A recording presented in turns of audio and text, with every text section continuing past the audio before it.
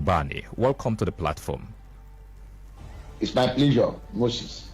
All right, quickly, you've been in the state, Don Ubani, and then following the current administration ways of doing things, few days after inauguration, 6 or 7 days clearly, what do you make of the appointments so far by the governor, Alex Otti? Let us start with that as we progress this morning. Thank you very much. To start with, I want to state categorically that the privilege of appointment or the rights of appointment is the discretion of the governor. So whomever he considers fit and proper to be in his team for service delivery is entirely his making. But even at that, there's what we call federal character composition. It also applies to the states. Anything you do as a governor, you make sure that your government reflects the geopolitical composition of the state, so that you don't allow your appointments to tilt towards a particular area as if others don't exist. So my take is that the governor, in as much as he's entitled to his choice of who works with him, should also not be forgetful of the need to give a proper reflection of the characteristic and composition of the state. All right, Don Ubani, talking about geopolitical composition, this will bring in the question of competence and ability to carry out a spelled-out responsibility. How do you address this particular one, considering the geopolitical composition that you have mentioned this morning? Moses, my dear brother, I want to assure you that in Abia State, there's no geopolitical unit that is not blessed with people of competence. Even if they are not in politics, they abound.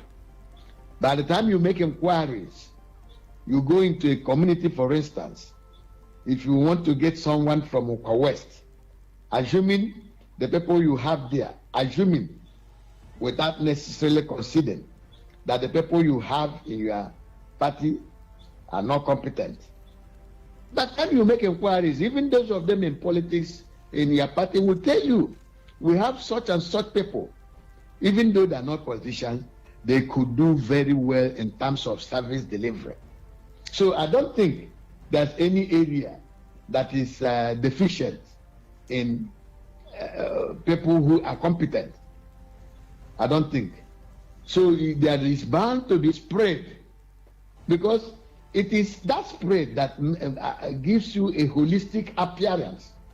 And when it is treated towards only a zone, and of course, in this particular case, the governor comes from Abia North. He's an Ano man, even though he's resident in Umehim Mvose, in Isi Alangwa South.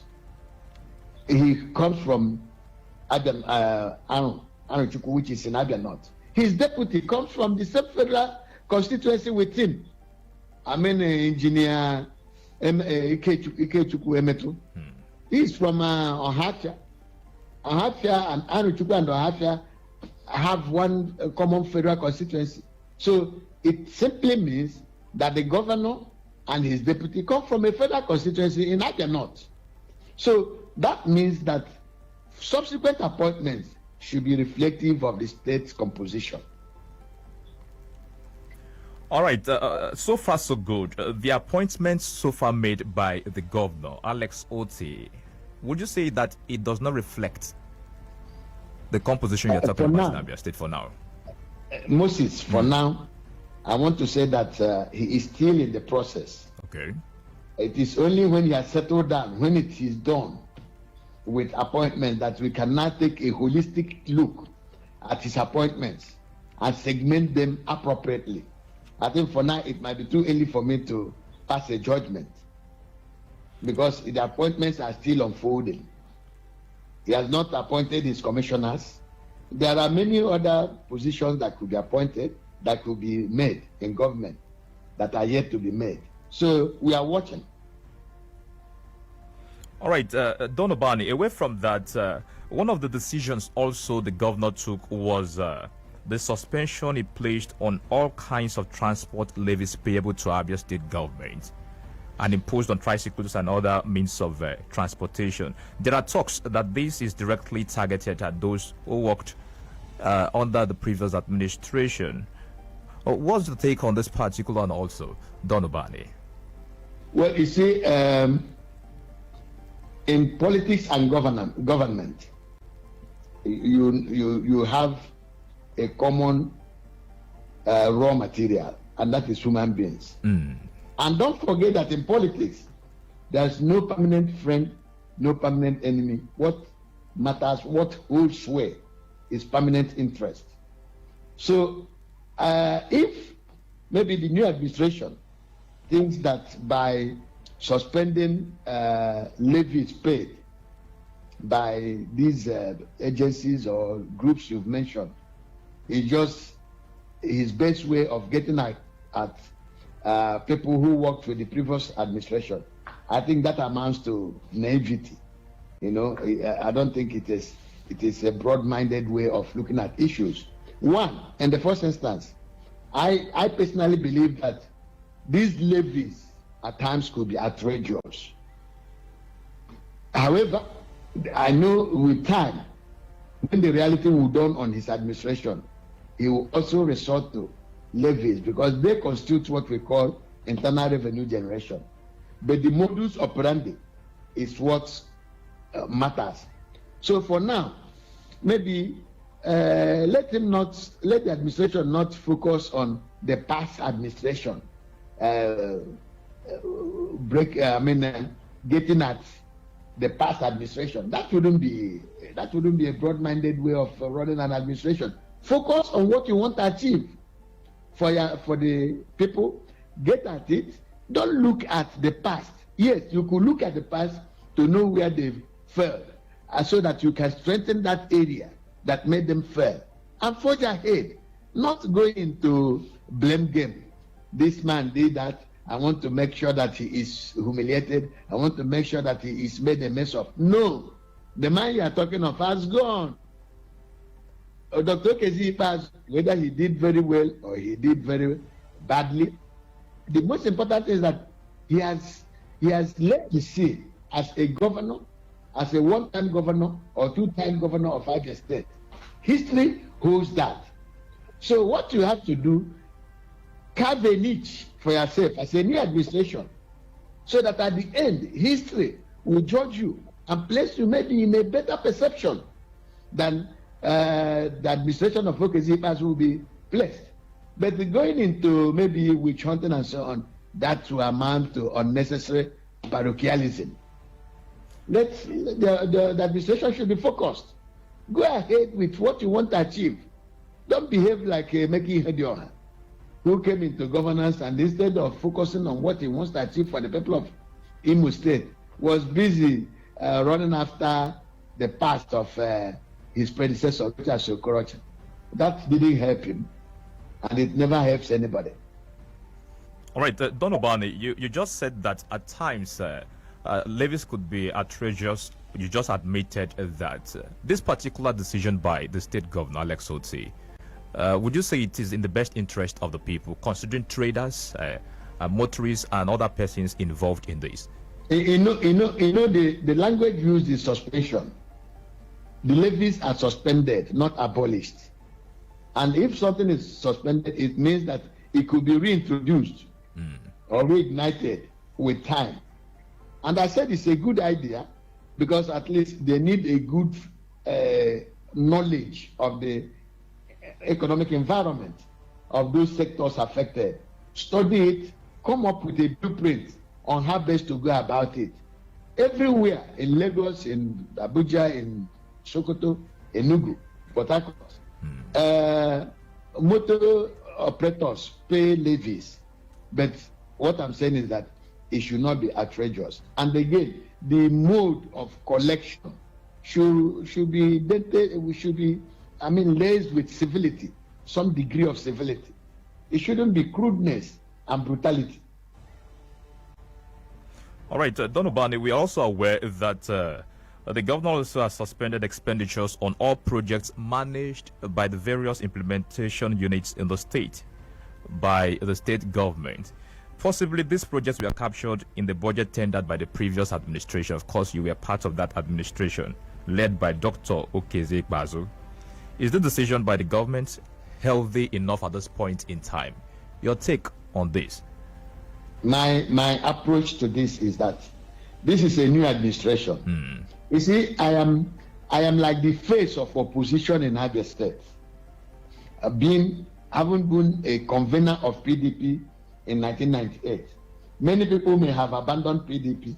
I'm not yet to abandon it because PDP has its pros and cons. So, as an opposition chieftain, I just don't oppose for the purposes of opposition. No. If I oppose constructively. So, a new government has come in. It is only necessary that they would at least mark a break. They say, let us stop further expenditure and look at what has been done, the process of what is being done, and of course, the transparency index of what is being done. To me, if I were in the new administration, I would also suggest that. But that does not mean that they are going to they should abolish these projects that are ongoing.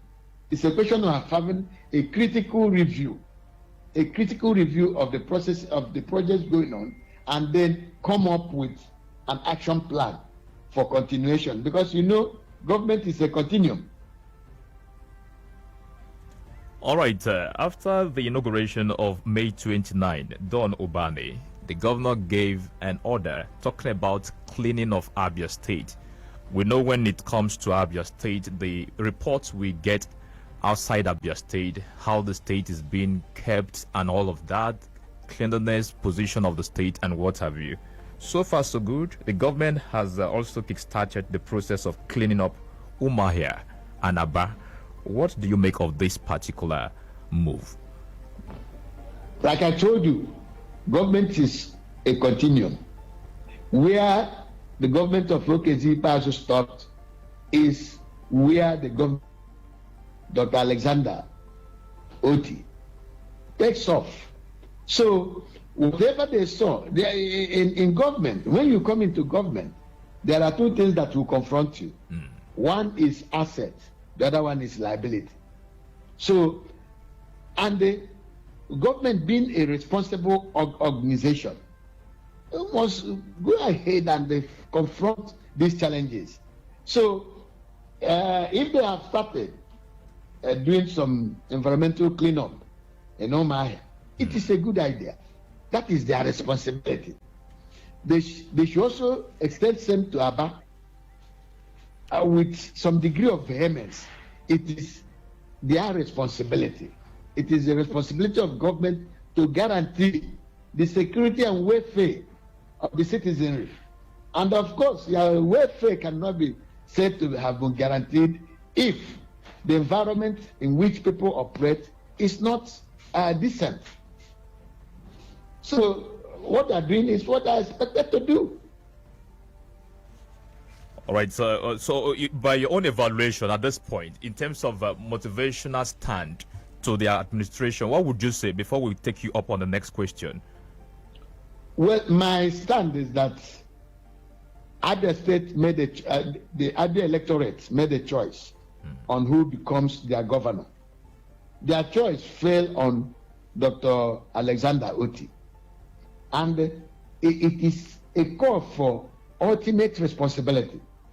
He has to accept that responsibility wholeheartedly and face the challenges squarely. So anything that crops up by way of governance is his responsibility to address. So let him, my advice is that he should be broad-minded. Let him not come into governance with bitterness, with a mindset for maybe recrimination, vindictiveness. I'll deal with this man, I will not deal with this man. No, nobody is going to be dealt with in this state. We are all principal stakeholders. And let him also, I will also advise that he must make sure at any given time he observes and upholds the rule of law. Because it is the rule of law, observance of rule of law, that makes a society civil. All right, Don Ubani, reactions have been trailing the dissolution of directors of boards, parastatals, and agencies of Abia State government. And of course, your party, the PDP, has also kicked against this. Let us know your own take on this particular development. My take is that there are boards that are not statutory. So those boards that are not a creation of law with fixed tenure, if a new government comes in, that government is at liberty to either allow the boards to continue to exist or not. But in most cases, you know, the politics is one interesting game that if a governor emerges, there is always that tendency. It's a very strong tendency that people who hate to acquire power will be compensated in one way or another. And in most cases, it is through appointments. So if boards are filled up by members of previous government, and you come in as a new government, then that necessity will always be there for you to think of how to compensate your members. And in most cases, it leads to dissolution of such boards. But there are constitutionally created boards, commissions. Take, for instance, the Civil Service Commission is a creation of the law. It's statutory. It has a fixed tenure. I think they stayed there for 5 years. The Constitution clearly stipulated that, or stipulates that. Except a government that is working on primitive modus, that is where there is no civility, where there is no observance of the rule of law. No government touches such a statutory organization. Just like the Local Government Service Commission is a creation of Abia State House of Assembly. It is therefore statutory. It has its fixed tenure. No government that means well, that is friendly to rule of law, will come and tamper with it. You allow them to phase out by constitutional expiration. But others that are not creation of laws, you can take your decision and dissolve them. All right, we've been speaking this morning with the PDP chieftain, former Commissioner for Information,